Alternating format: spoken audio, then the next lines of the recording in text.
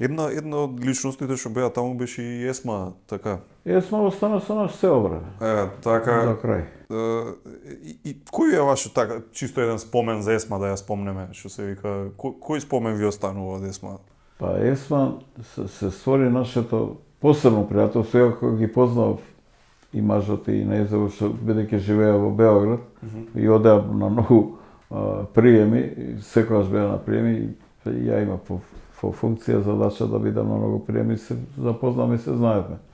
Кога се врати во Македонија, 90-та година, јас имав канцеларија, иако бев член на претседателство во Београд, имав канцеларија и во Собрание на Македонија.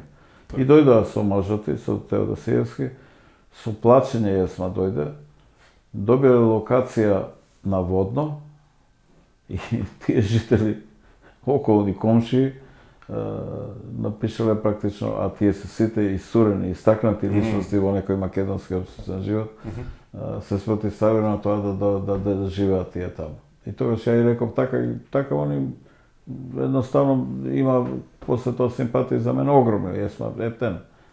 Јас им реков, добро, ќе живеете на Кале, кај Американската амбасада. И ја тоа го реков и така и беше, така и стана. Може би и тоа да го направам. Така да Есма беше драгоцена како личност за Македонија. За нас во партијата беше изворедно значајна, меѓутоа јас секогаш ќе викам не мораш ти да се ангажираш. Она сакаше да ни ја даде куќата.